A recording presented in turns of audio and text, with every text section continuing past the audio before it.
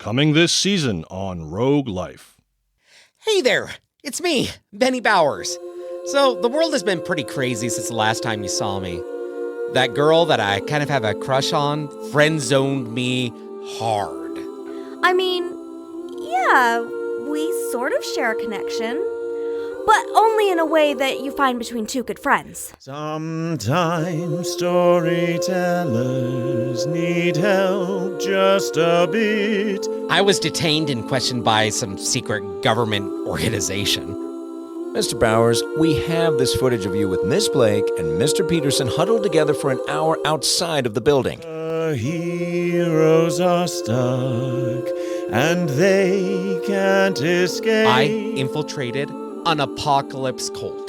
The master must be released to bring back his power and strength to the chosen people through the enlightened veil. And I faced down a rogue AI. I'm all about creating new and interesting stories and entertaining. If it's just a bunch of puppets, but there's no one to watch the show, what's the point?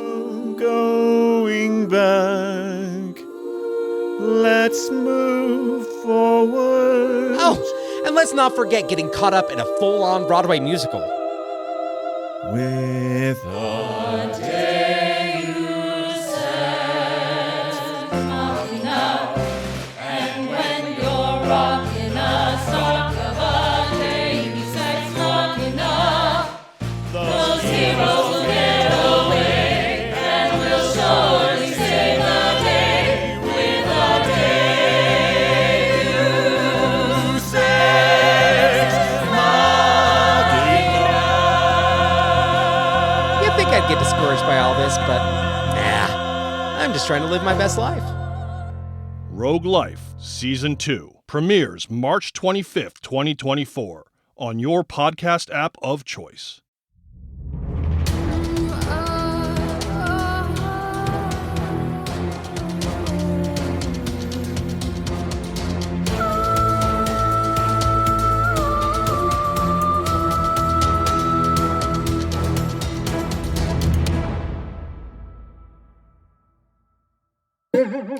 Welcome to the Fate of Daya, our actual play spin-off of the audio drama No Return. I am your DM Dylan, joined by my amazing co-DM, and I guess he's kind of important because he created this world, Kier Zhao. Hello, Kier. How are you? I'm very well, thank you, and you may refer to me as God. I won't. But it's not just the two of us. We have players. Fantastic players. So, Cameron, you're the first on my screen going this way. So I'm going to say, do you want to give just yourself a little introduction? Tell everyone at home about you and who you are. And you can tell me what your favorite color is. My favorite color? Okay. Yeah. Well, I'm Cameron. I am a student and I am a fan of the color red. Oh, that's very non-committal, Cameron. I'm not really feeling it. Would you like me to do more? Like, yeah. Tell me what's your favorite one? Tell me. Favorite one? Oh, the crimson of a morning sky. Oh, okay, yeah, I like that. We also have Gemma. Hi, Gemma. I'm going to ask you, as well as introducing yourself, you're going to tell me what your favorite food is. Hi, I'm Gemma. I'm a stay-at-home mum, and I love lasagna. I would eat lasagna every day. Class, to be fair. Do you also hate Mondays? I do. So I should be best friends with close. Really. And then, of course, we have Jack. Jack, what question we're going to ask you? I'm going to ask you to tell me your deepest, darkest secret that you've never told anyone in the entire world. All right, fair enough. I'm Jack. I am a Pro GM and TTRPG writing goblin man. My deepest, darkest secret I've never told anyone is that I am actually personally responsible via a sort of convoluted time travel plot involving some now erased chronomancy. I'm responsible for the corruption and the fall of Lucifer and introducing evil into this narrow mortal plane of ours. I knew it. And it's a pleasure to have you here. Thank you. Yeah. I'm so glad you could take time out of your busy world-corrupting schedule for this. Bit awkward, by the way, Dylan, to be here with God, considering I'm responsible for polluting his creation. But all right, Hey, bud, nice to meet you again. It's been a while. I had my suspicions. Well, of course, omniscient, so I'd expect so. Okay, so we're going to play a little bit of D&D. I'm going to say you've probably listened to our episode 0, which explains what we're doing. And if you haven't, go listen to that now, as that will cover anything that we're not going to say right now, I hope.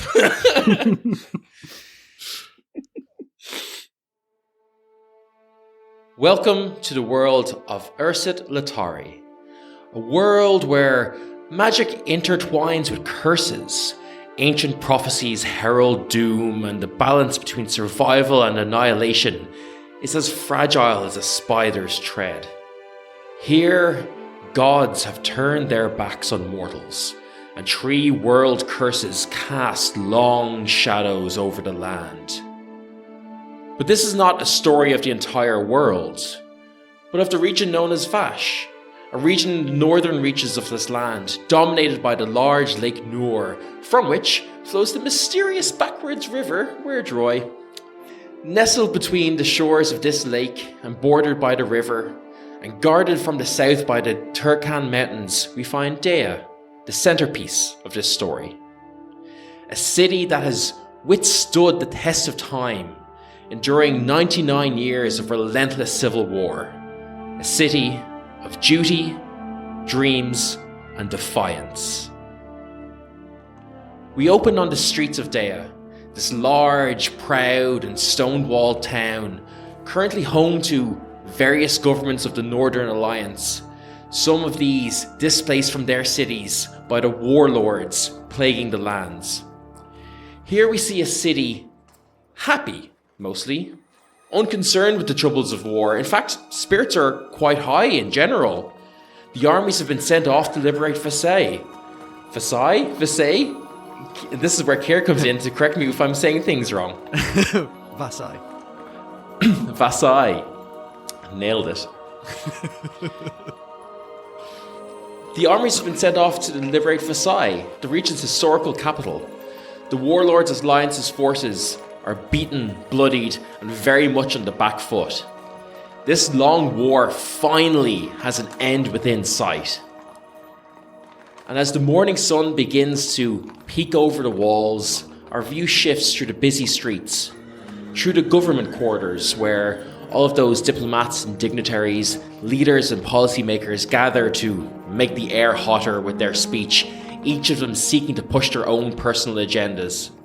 It shifts through the mostly empty barracks quarters, home now only to the mercenaries, the elite Aurelian regiment, and the infamous Vashek Anaya, sole protectors now of the city, if you don't count the few hundred city guards.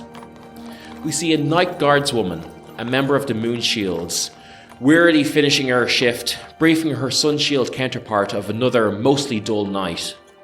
Along the winding back streets we go until we get to the poorer part of town.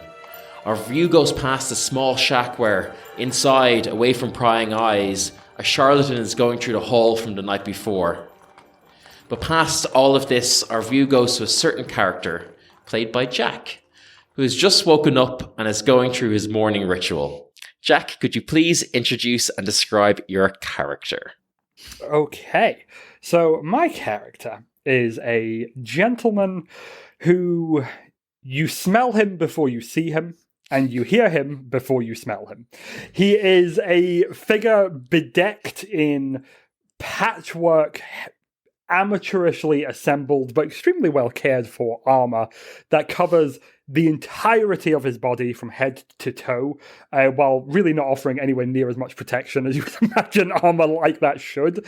He is finishing his morning ritual where he is atoning for all of the sinful behaviors he conducted or may have considered conducting during his dreams for the night. This particular night, he had no dreams.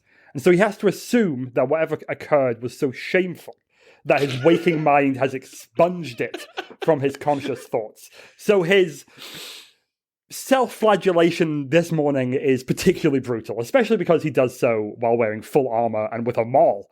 So he's just finishing off hammering a maul into his own back. Yes, no, that's for whatever it was I was thinking last night. You disgusting creature! That'll bruise up nicely. Right. Put a little bit of salve on that. And, on with the day. He pulls out his agenda for the day, written in a scrawling, twisted, not quite literate script, which only he can really make heads or tails of. Writes out a half-remembered quote from a holy book he has not read, and begins to patrol the streets, as he is the self-appointed guardian of the righteous and the true of this tiny little neighborhood in which he lives. Yeah, and you're kind of walking through the neighborhood, and you see that, like, you come across, like, a pack of stray dogs, and such is the smell that you emanate. They, like, scatter. It's like you're at the other end of the street, and they already leave. Some of them, like, you know, rabies ridden and stuff, are usually quite, like, docile and don't move at all. Even these ones kind of, like, pick themselves up and, like, scamper away, such as, like, the force of your arrival. Yes, we don't want your sorts here. Come on, away with you. I see my reputation precedes me even in the world of the canine. Yeah, you're kind of walking through, kind of, people are setting up. You're very much in the slums, and people are, you know, they're setting up very kind of, like, ramshackle stalls where they're kind of, like, selling various kind of, like, trinkets that they've, you know, maybe scavenged, or maybe some of them have come upon these via unscrupulous means. Some of them setting up just like food stations and food stalls and things like that. Mostly, despite the dogs kind of giving you a wide berth, a lot of locals have kind of just learned to live with you, I think. And what would they call out to you? What would they call you by? Or is there a name that you've given them?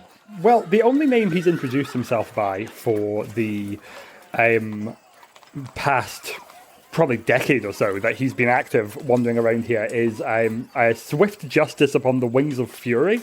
I imagine most people are not using that full title when they speak with him. You see, there's someone kind of who's setting up kind of little, like, empanada stall or something.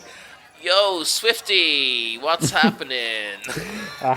I assume you are... Yes, that is a moniker for which...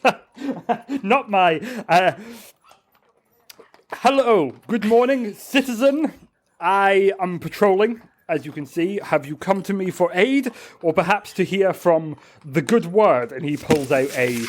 I mean, calling it a book is an insult to literature. It is like an assemblage of different sheafs of paper, clearly manufactured in different ways and by different styles, that he has written down his version of a holy book of sorts.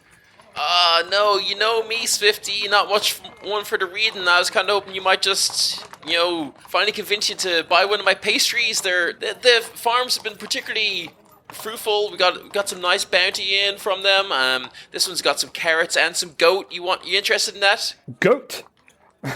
I mean, save your excessive lavishness for someone else, my friend. Here, if you are in need of courtesy, here, and he hands him 2 gold pieces. Farewell. Yeah, sure. And you see, he instantly starts breaking down his stall, and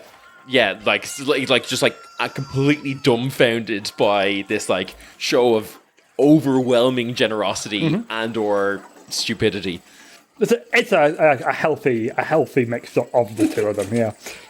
You continue your route through the city. Or not even through the city, kind of through your neighborhood. You're very much a local, quote-unquote, friendly neighborhood religious man.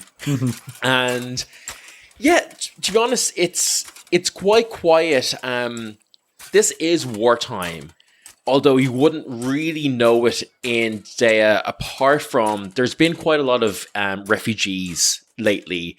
And kind of with that comes some unrest, a lot of, struggle for accommodation, for resources and things like that. A lot of them have taken up jobs in the surrounding farms and villages in a kind of an effort to increase production, not only for the increased population of the city, but also for the war effort, So more hands are needed. And so it's definitely not necessarily a negative opinion that people have. These people are very welcoming for the extra hands that's needed. But there's been a lot of effort needed to get them housed and properly looked after. So, things maybe they haven't come to blows yet, but there's still a lot of kind of grumblings, and, some of them have resorted to crime, but not all of them, and some of the crime is happening just from in the city itself as well. But this morning, it's fairly quiet. And as you kind of continue your rounds, you kind of get to your halfway point, there is an old temple that's now kind of not used anymore. We're really in this kind of like rundown part of town. And I'm going to turn to my co-GM here and say, what temple was this that this used to be? So most major cities would have at least one major temple to the Lady of Light and Love, Eye. That is going to be, I think, the most common and oldest of the temple structures you would find in the city of Daya. Yeah, so you come to this old Temple of Eye. It's not even in disrepair. It's a ruin. It's kind of, mostly ramshackle, and mostly all the walls are kind of falling down. But what you use it for is a training ground, because this is perfect. There are large stones around. There are, bits of like old ceiling joists and things like that. And as you kind of walk into this, you hear a voice of someone that you meet here every day, your little friend Hector. And Hector chimes up and he's like, "All right, Swifty, what's the story? You fucking ready to do some fighting? I'm ready, come on, you prick." Hector, young man. We have discussed this several times. My name is Swift Justice upon the Wings of Fury, and as your knight and your mentor, I would insist on your language perhaps being more in keeping with the ceremonial reverence such a place instills. With no more of this effing and blinding, please. I would be appreciated, but... Right, but how are they supposed to know that I'm gonna fucking bait them? Sorry, I mean, effing bait them. I'm gonna give them the old 1-2, and maybe even the 3-4, and the occasional 5. Yes, so a good cry of "prepare for death, evildoers" quite often works for me, or "say farewell to your kneecaps, knave" is quite good as well. Sometimes, as I've explained to you, crippling them is a better option than hitting them on the head. It's why I prefer blunt instruments. I see you're wielding that little dagger again. Right, yeah, see, the thing is the dagger is, it gets right in the joints, kind of like a little dagger, got those two bones in your arm. If you get a dagger right in the middle of those two bones, right at the elbow, man, that sucks, I'll tell you that. You do make a good point. That would certainly be a good deterrent to criminal activity. Would you say that that's a real good, repentance piece? You have been listening to your lessons, haven't you? Oh, yes. Listen, Justy, all right? Or Justy Fury, whatever you want to be called. You got to, first off, you need to change your name, right? I think listen, you teach me the good ways of fighting, I can teach you the good ways of living on the streets, Between you and me. No, hang on. Start of that is having a great street name. I think you need a street name. What about Mr. Fury? Well, that's interesting. It doesn't really... the part about the Swift Justice is missing. I did toy with another name originally. And then, of course, Swift Justice upon the Wings of Fury, not my given name by my parents, but... Yeah. Mr. Fury, I mean, it implies I'm not wanting...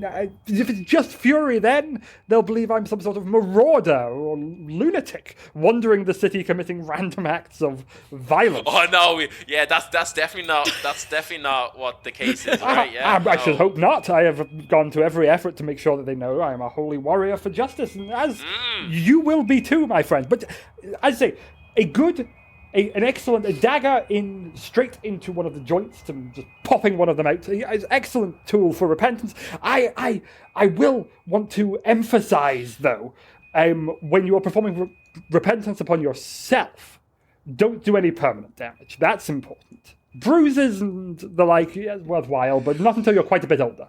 Yeah, no, to be honest, I haven't really gotten around to the whole self-repentance yet. Kind of been more on the proactive repentance of other people. Excellent, you know excellent. As I say, you're, how old? 10 years? 12 years? Somewhere 12, in that region? yeah. 12, yes. Far too young to be doing self-repentance at this point. You're still a child and impulsive. Honestly, I am delighted you said that.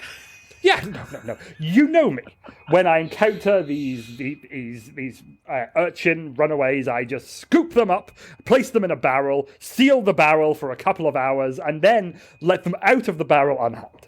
Yeah, and I mean, look, I really appreciated my time in the barrel. They kind of really let me see a lot of what's good in the world, to be honest. And that's how I knew you would make an excellent squire. So, I do, of course, have your pay. I had some money as well, just as he, this is a man who has never managed to hold on to any coinage for longer than 24 hours. He has it, it gets distributed to everybody. We can begin your combat training now. I think today we'll use the bricks. And he just picks up one big hefty brick, hands him one, and he goes, now, I just want you to try and get through my armor. Hit me as hard as you can. Try and get me right here in the face. Hard as you can.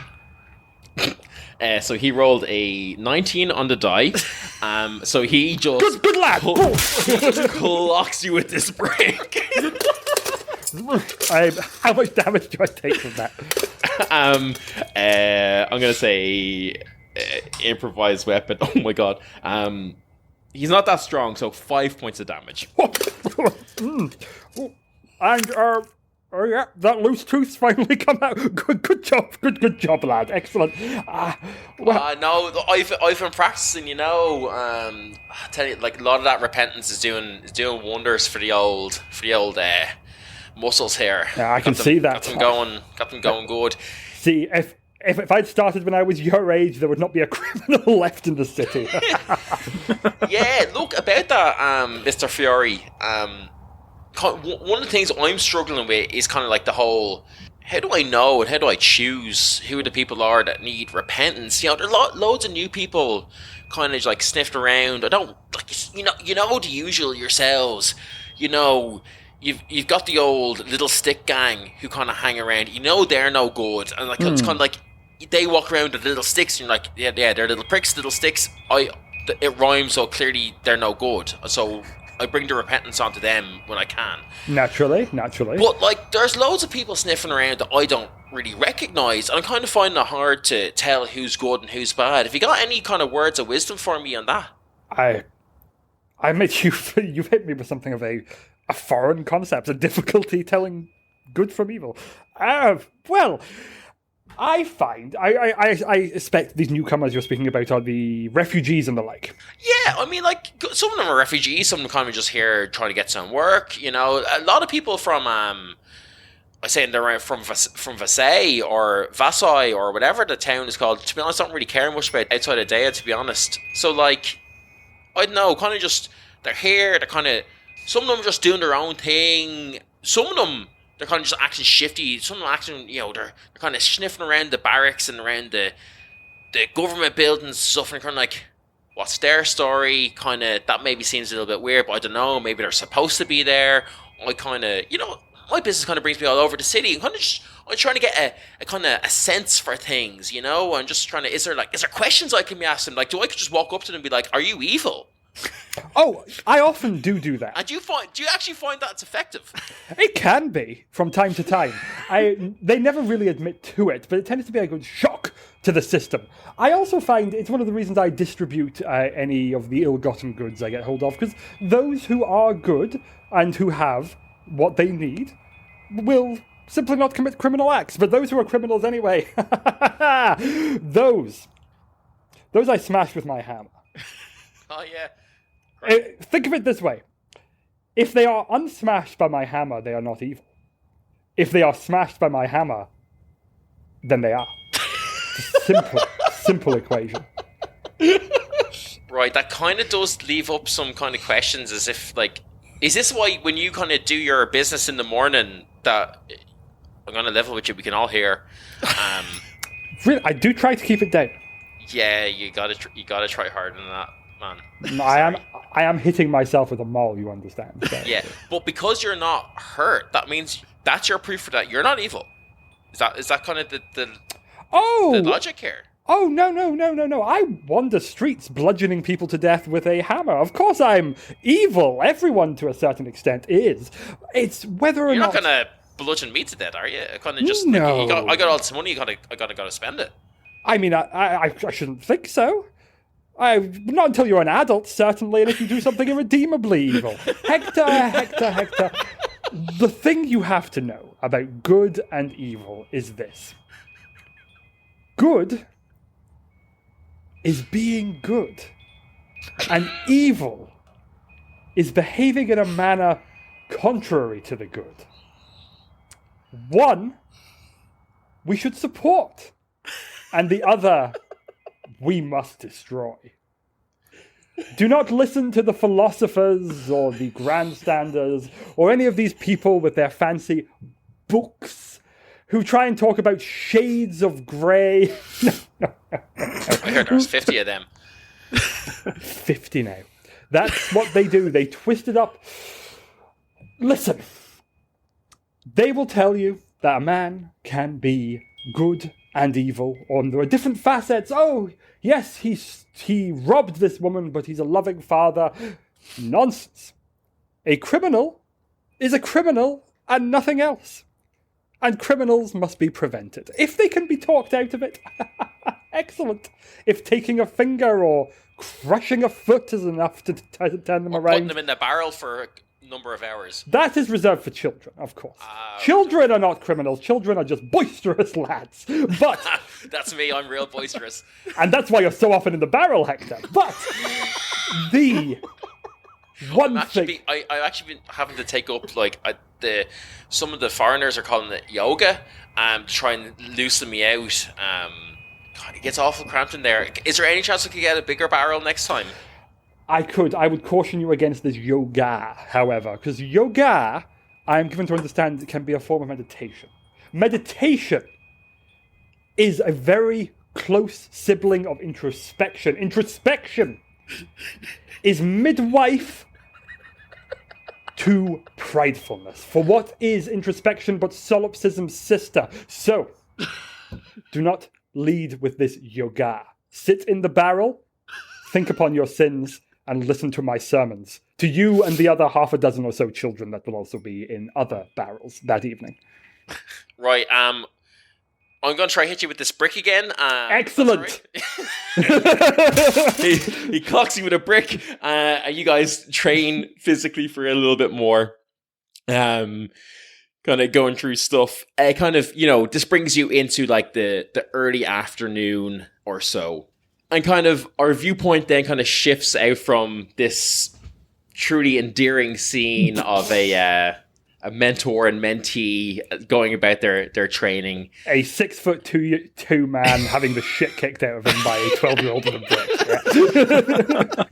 Yeah. And we come back, kind of reversing our steps, back to that shack where inside was a person counting their blessings, perhaps, inside after a successful night of, shall we say, business, entrepreneurship. Who knows? Cameron, could you please introduce your character and what they are doing at this moment in, we'll say it's maybe a little earlier than, it's maybe around lunchtime or so. So this is Jorvin Dagast, the best-dressed burglar, charlatan, misplaced entrepreneur in Daya. He has been out the night before, stealing his favourite thing to steal, which is very nice clothes. So, he has been trying to break into homes of merchants and shops of tailors, and at this moment he is going through and trying to figure out how good the stuff it is he has actually managed to steal. And I'll give that to you. How good is the stuff that you've been able to manage to steal, and what's going through Jorvin's mind as he's kind of like surveying his like swag from the night before? What are his plans for it?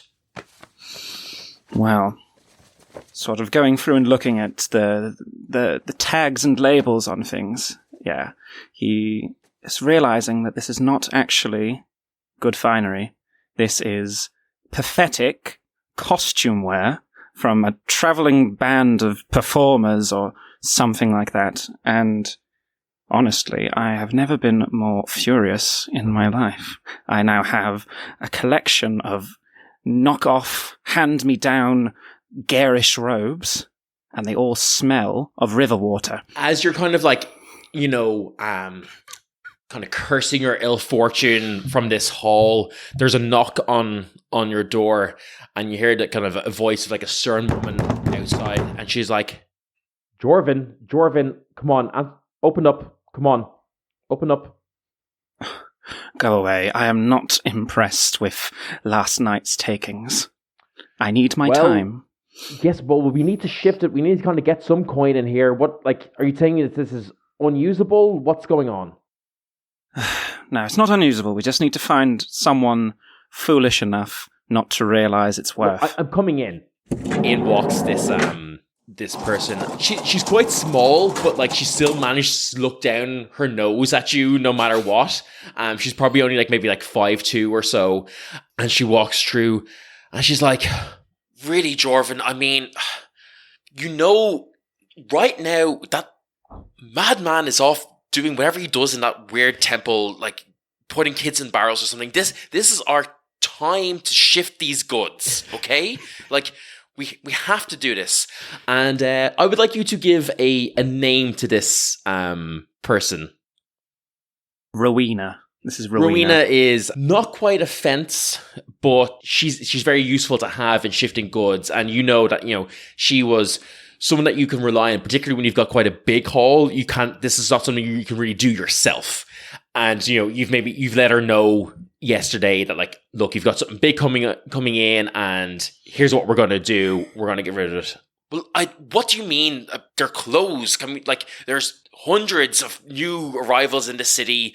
Like, they're in need of shelter and clothing. This is an easy way to make money. Like, what's taste got to do with it? You're always so fussy. Rowena, it is a matter of principle. These are costumes. These are not finery. I didn't get into this business to start dealing in costumes. So what if you got like what is this?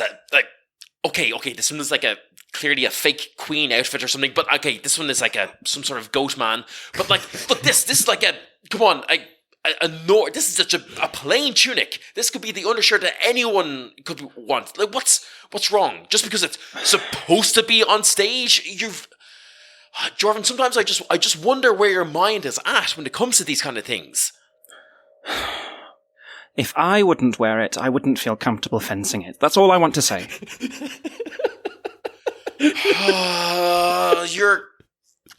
You're killing me, Jorvin. You're honestly killing me here. Okay, so what's the plan? You trying to give it away? Like, are you gonna dump it? We're gonna do a silly heist to bring it back to where you got it from? We can't do that. They've noticed it's missing by now. Maybe we can find a band of merry performers or something, or I don't know, urchins. They like cloves, don't they? Well, yes, that's the whole point. I'm trying to sell to these urchins. I'm trying to sell to the... it's business 101. We have what they need. They need what we have. We sell it to them for an insane margin. It's all free margin. We stole it. But Do you not understand this? This is free money we're sitting on. I didn't get into this for money. I got into this to get fine clothes, Rowena. Oh, and every day I really regret this business relationship that we have. Well, I'm sorry that you feel that way. It's been hard. It's been hard having to move crap clothes like this again. Well, look, it's not the way we'd all like to be earning a living, but it's still earning a living. Look at me. I'm wearing a bedsheet that's got a rough arms cut through it. I don't care what I look like, okay? People look at me and they think I'm some sort of monk or something, and they give me birth and let me do whatever I want. I don't know fashion. You know fashion is why I brought you in here. And if you can't tell me what this is worth and what I can sell it for, then what am I supposed to do? What am I supposed to do? Rowena, I think what you first need to do is accessorize, darling. So, let me go find something to really bring out that waistline. It sort of goes off, it sort of finds some sort of like some belts or something like that. Now, this is really just a nip and a tuck, and you'll be looking fantastic again, Rowena. What are those? Are those my hips? I'm not sure if I like this, but I kind of do. I'm conflicted, Jorvin. Damn it, you are brilliant. Everyone just needs sometimes a little love and attention from Master Dagast. Okay, look. What do you want to do with these clothes? They're your clothes. You find them. I'm not going to make money of them. I'm going to go. But if you want a hand shifting them, we can do it, I guess. No, you're right, Rowena. We should try and move them in some way. Where's a good place to try and pawn them off on some unfortunates? Okay, I've got an idea. If we pass this off as a charitable act, Winged Fury, that weird masked man who runs around the city, I think he'll look benefactorly upon us. We can operate in his turf if he believes we're doing the right thing. So if we pass this off as we're doing a charitable act, we are selling these goods for knockdown prices way below just enough to cover operating costs. He'll understand that. I think we can go to his neck of the woods and kind of get things around there.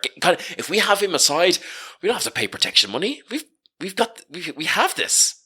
He's the protection. And he is bloody ridiculous. Yes, that is a fantastic idea. Yes. This is why I brought you on board, Rowena. You really do have the most wonderful ideas. You bring the fashion smarts, I bring the street smarts, and together we create street fashion, okay? This is what we do. Yes, I think you've got a good plan there. I like the idea of some well-dressed urchins that that I'm being protected by and protecting with basically upgraded upholstery. Yeah, so you were Rowena kind of like take up some like bundle of clothes, walk into this swift wings of Knight's Fury or whatever Jack's character's called. Name is called, kind of like neck of the woods, giving out clothes for like cheap enough that they can afford. Like she kind of like is leading a lot of the negotiations in terms of like, what she can get out of people. But as she said, it's all pure profit because it's all stolen goods, There's this like 15-year-old kid. What do they look like now that you've completely bedecked them out in this stolen costumery? Okay. They're wearing sort of a pair of what look like sort of almost cowboy boots. These high boots with, sort of zips up the side. Tucked into there are a pair of green tights, which lead up to then what is basically kind of a leather skirt come kilt type thing. I want to say it looks like sort of thick sort of silk kind of shirt and a sort of a little sort of gilet thing over the top and a big cravat, which is there's barely any of their body left, to be honest, at this stage. They're just covered. Yeah, and they look at you and they're like, honestly, this is giving such aristocracy vibes, and I love it. Like these boots, the fact that they go to my calves, love it. It's going to keep me so warm come winter, and like the protection from like dust and dirt alone, fabulous. Loving the green, loving the cravat. I can dig this so much. Thank you so much. They pay for their ridiculous clothing. let's make the first roll of this game from a player a ridiculous roll and give me an insight roll. Oh no. Is 20 overall then? They buy into it fully, but only because it's presented from you. If it was, they would never pick anything like this for themselves, but because you've presented them in such a way that they are in it, and they are like, I am going to be the best dressed urchin this land has ever seen, and they love it, and they whisk away. Your kind of afternoon keeps going on. You're out with Rowena, kind of dressing up the town. And our viewpoint kind of shifts out and goes back again, back towards the barracks quarter, where we see in kind of this barracks area, her shift not yet begun, but she is kind of walking around talking to people that she knows, coming up to someone that is an old friend of hers. And Gemma, would you please introduce your character and what they look like and what they're doing right now? Yeah, so I'm playing Salren Eleonora, and she is it's kind of a olive-skinned, kind of dark-haired woman. She's a half-nix or half-elf. She's very definitely kind of keeping herself to herself, but keeping a kind of eye out for anything that might be going on. She's quite small, but you would not want to mess with her, and you kind of get that idea just from the kind of stony look on her face. She's wearing kind of good armor, but maybe not good quality. She doesn't really care about her appearance. Her hair's kind of scraped back into a loose ponytail, bits kind of flying out in the wind. She's kind of rubbing sleep from her eye as she walks. You've kind of come into the you've been up a little bit, and you're kind of just you haven't begun your rounds or anything, but it is you're a member of the Moon Shields. You work odd hours. While it's early afternoon, you've only been awake maybe like an hour or so, and you're kind of just out walking the city, taking in its sights. And as you usually do, you head off to one of your friends, one of your old fighting buddies. Describe to me who your friend is from the Vashek and Daya. What do they look like?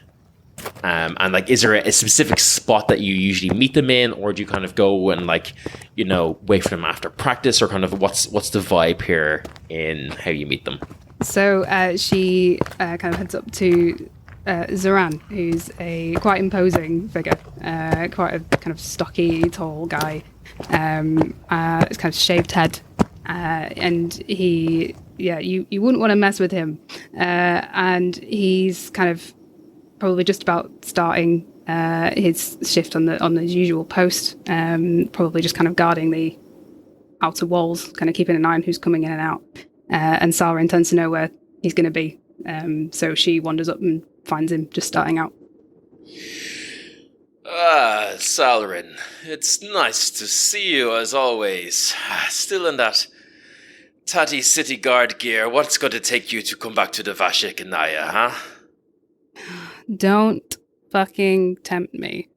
Things so dull. We're a bit of the same thing here. Why, I long for that feel, the thrill of battle, the adrenaline as you're facing down enemy, something clear and in your face, not this open expanse of nothingness.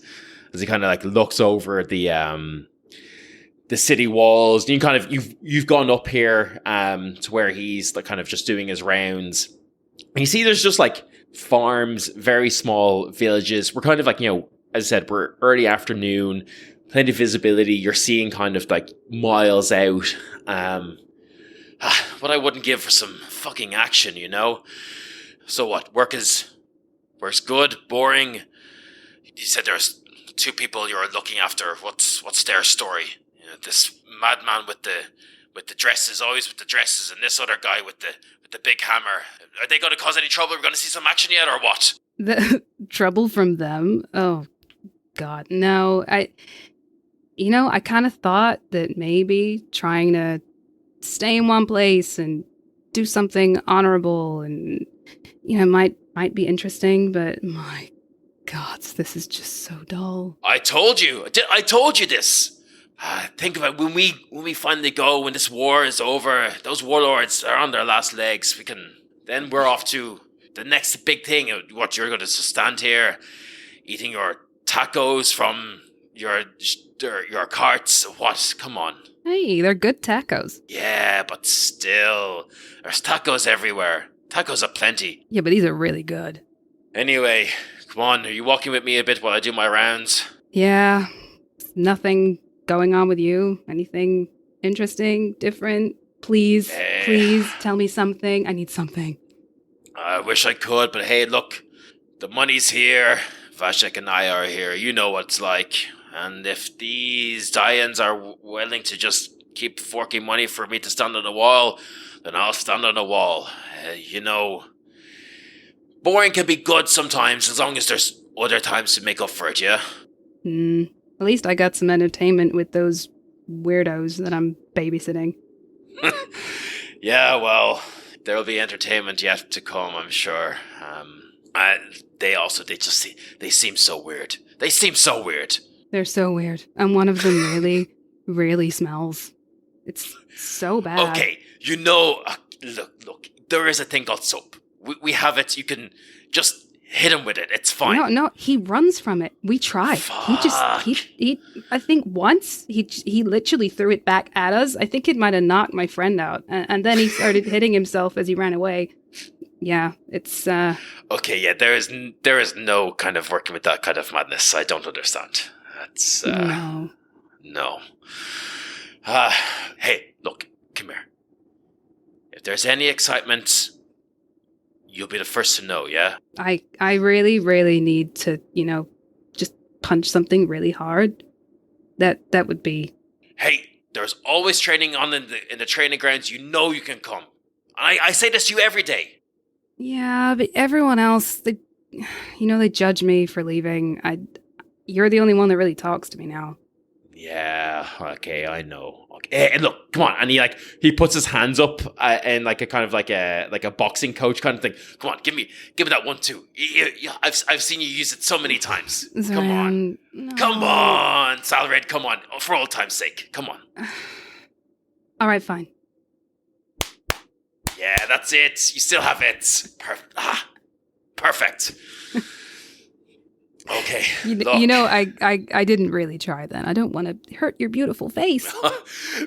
This face, you flatter me to call it beautiful, but this nose has been broken more times than I can remember. And yeah, these scars aren't getting any cleaner. But such is the life, huh? You've got enough scars of your own to know. Yeah. Need some more though, They'll come.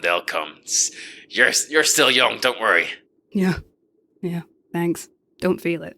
Yeah, as you kind of spend a little bit more time kind of like accompanying Zoran on his route. And it's all quite calm.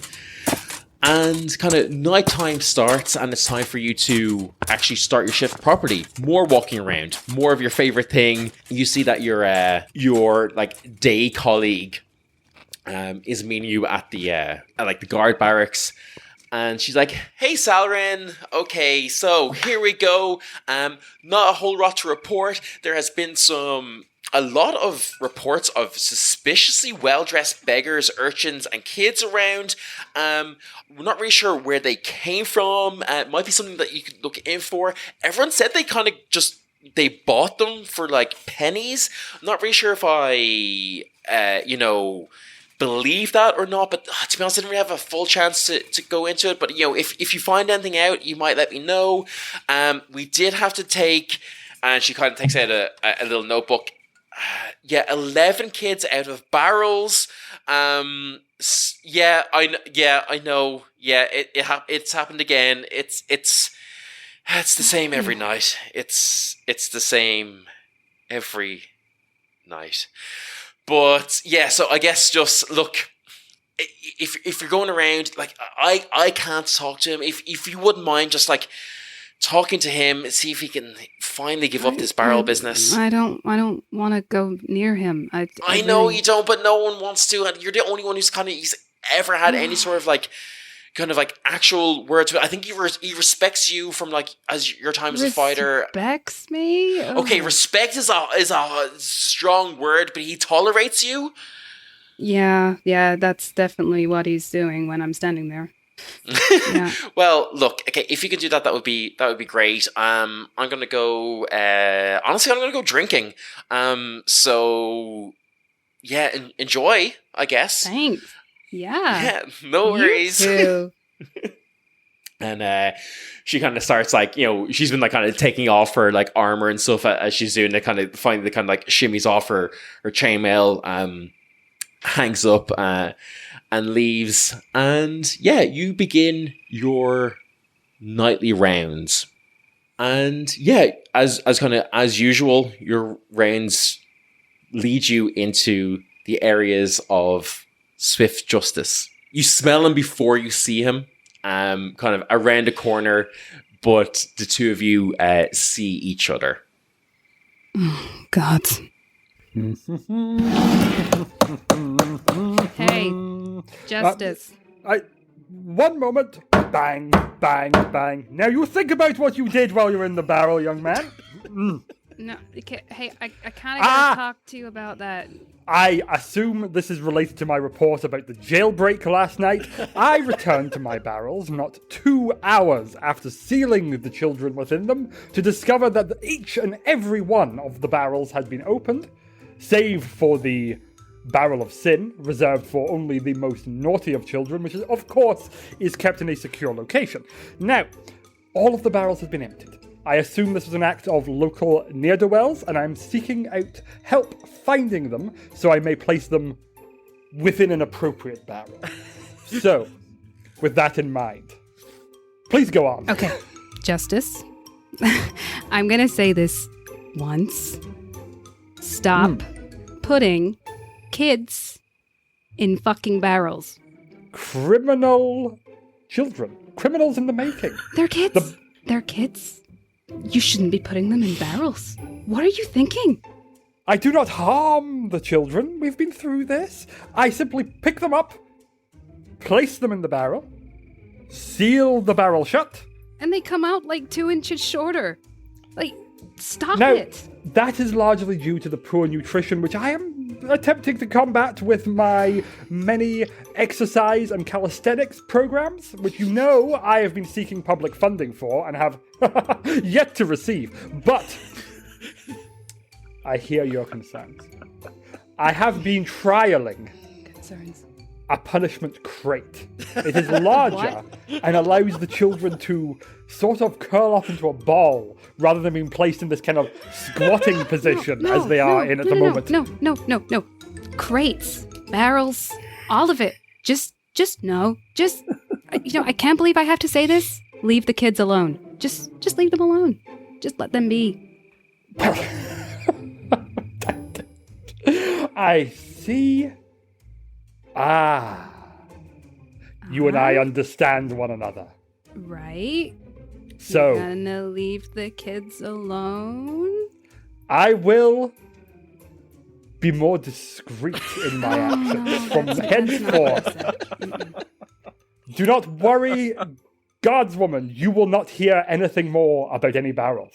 As you're having this back and forth, and kind of just before you can really get into, admonishing Swifty here for his actions, Salrin, you hear a noise that you've not heard since you've taken up guard position, but it's something that has been in your training, and it takes a moment for it to kind of actually for you to realize what it is. It's like, you hear it and your mind has to go cycle back through oh, what's my training on this? And you realize that suddenly there's bells and trumpets throughout all the city in a very kind of distinct ding, ding, ding, ding, ding, ding. This kind of just rhythmic kind of chorus throughout the city beyond all belief. And at first you think this has to be a mistake, because this is the call that goes up when the city is under attack.